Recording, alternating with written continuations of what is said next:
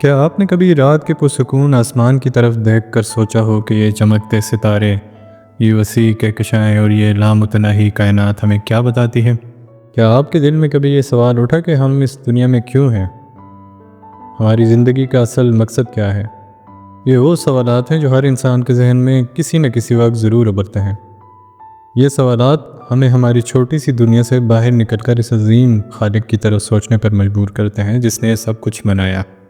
تو آج کی اس ویڈیو میں ہم آپ کو ایک ایسی دلچسپ اور گہری سوچ پر مبنی سفر پر لے جائیں گے جہاں ہم اللہ کی عظمت، اس کی تخلیق کی وسعت اور ہماری زندگی کے مقصد کو سمجھنے کی کوشش کریں گے۔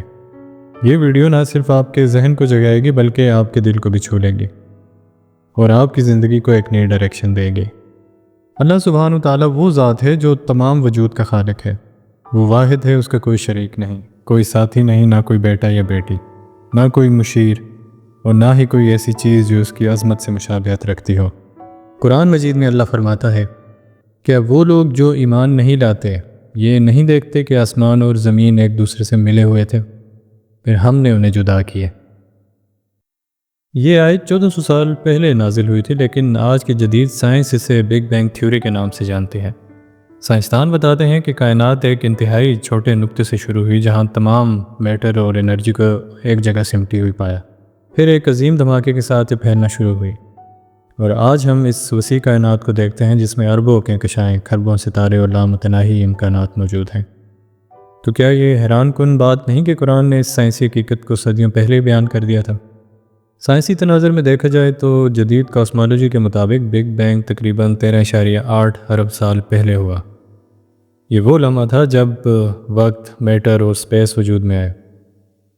لیکن سائنسدان اب بھی اس سوال کا جواب تلاش کر رہے ہیں کہ اس دھماکے کا سبب کیا تھا؟ کیا یہ محض ایک اتفاق تھا یا اس کے پیچھے کوئی عظیم ذات کی قدرت تھی؟ تو قرآن واضح طور پہ بتاتا ہے کہ یہ اللہ کی مرضی تھی جس نے اس کائنات کو وجود بخشا۔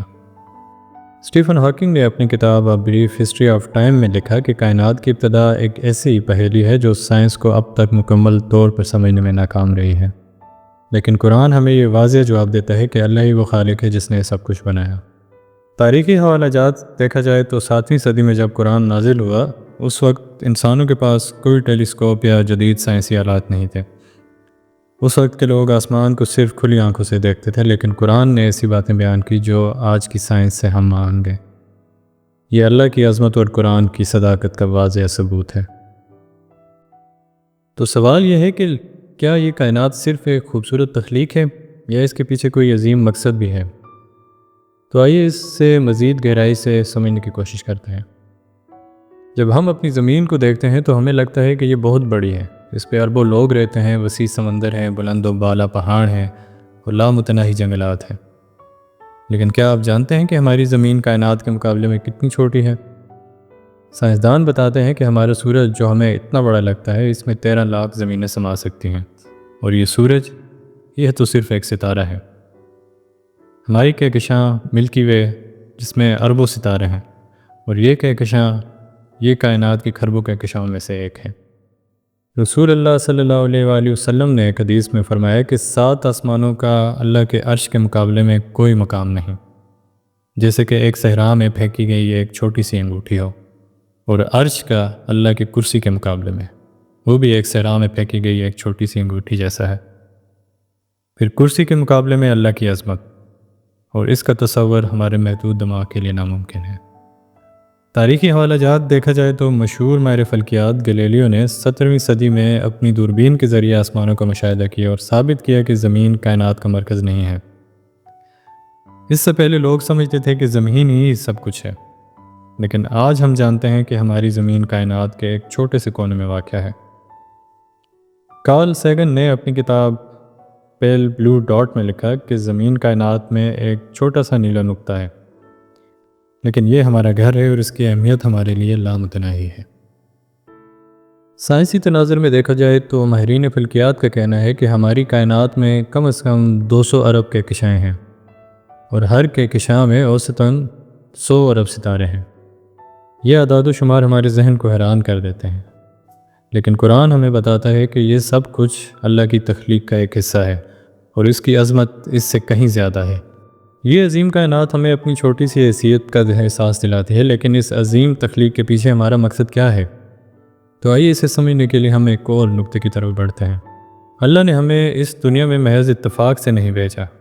قرآن میں اللہ فرماتا ہے، کیا تم نے یہ گمان کیا کہ ہم نے تمہیں بے مقصد پیدا کیا اور تم ہماری طرف لوٹائے نہیں جاؤ گے؟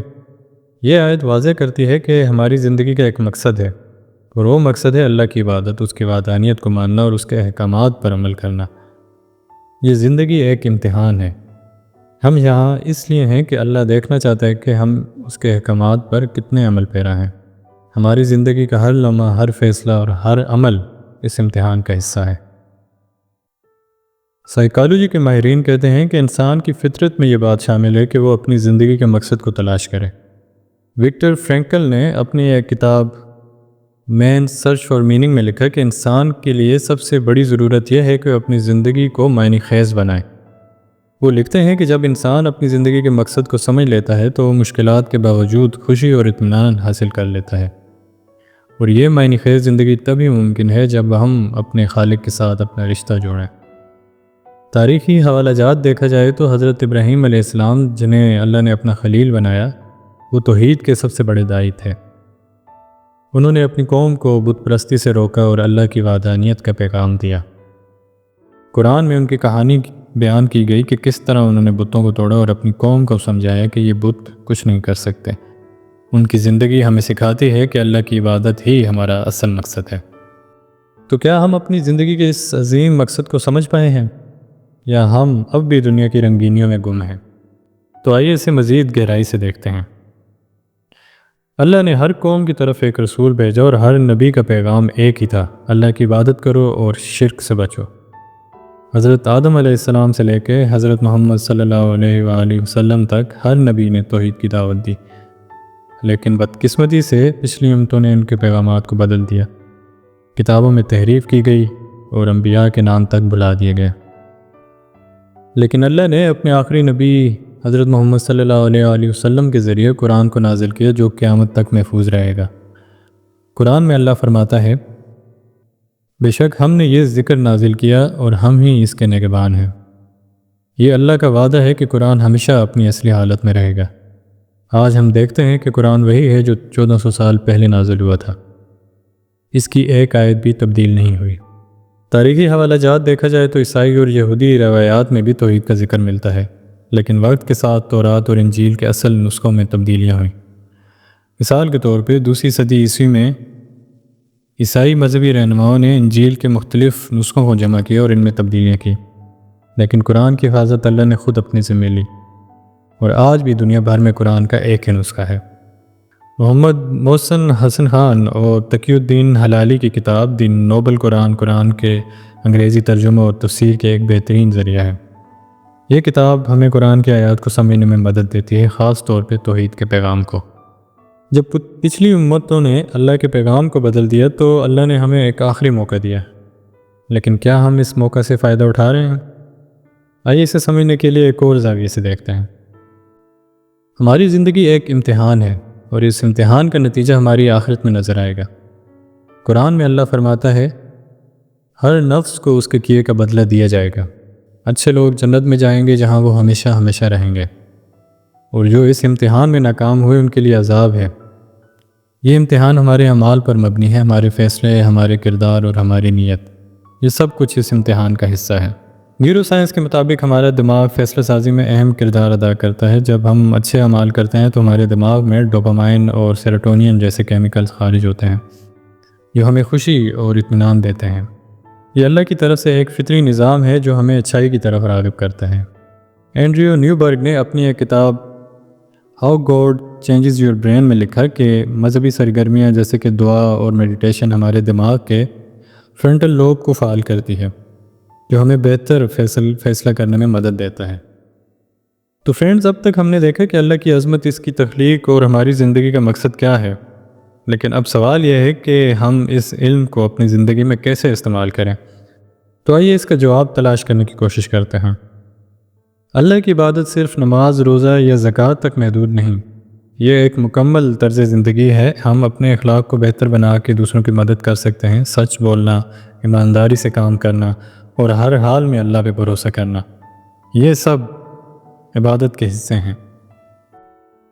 عبداللہ یوسف علی کی کتاب the meaning of the holy Quran میں قرآن کی آیات کی تفسیر دی گئی ہیں، جو ہمیں یہ سمجھنے میں مدد دیتی ہے کہ اللہ کی عبادت ہماری روزمرہ زندگی میں کیسے شامل ہو سکتی ہے۔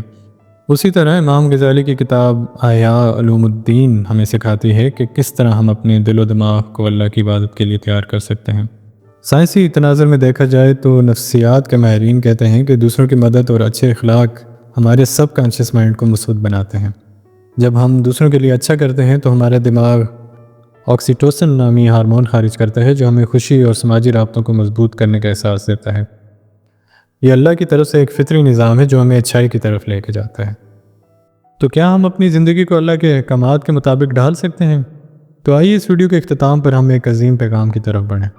تو فرینڈز، یہ کائنات، یہ زندگی، یہ سب کچھ اللہ کی عظمت کی گواہی دیتا ہے۔ ہمارا فرض ہے کہ ہم اس امتحان میں کامیاب ہوں، اپنی زندگی کو اللہ کی عبادت اور اس کے احکامات پر عمل کرنے کے لیے وقف کریں۔ یہ نہ صرف ہماری آخرت کو سنوارے گا بلکہ ہماری دنیا اور دینی زندگی کو بھی معنی خیز بنائے گا۔ اللہ نے ہمیں یہ خوبصورت دنیا دی، لیکن یہ دنیا اس کی عظمت کے مقابلے میں کچھ بھی نہیں۔ ہمیں اس دنیا کی رنگینیوں میں کھو جانے کے بجائے اپنے خالق کی طرف رجوع کرنا چاہیے۔ قرآن ہمیں بار بار یاد دلاتا ہے کہ یہ زندگی عارضی ہے اور اصل زندگی آخرت میں ہے۔ تو فرینڈز، اگر آپ کو یہ ویڈیو پسند آئی ہو تو لائک کریں، شیئر کریں، ہمارے چینل کو ضرور سبسکرائب کیجیے گا، اور اپنی رائے کمنٹس میں ضرور بتائیں کہ آپ نے اس ویڈیو سے کیا سیکھا۔ کیا آپ اپنی زندگی کو اللہ کے احکامات کے مطابق ڈھالنے کے لیے تیار ہیں؟ تو کمنٹس میں ضرور بتائیے گا۔ اپنا بہت خیال رکھیے گا، ملتے ہیں اگلی ویڈیو میں۔ اللہ حافظ۔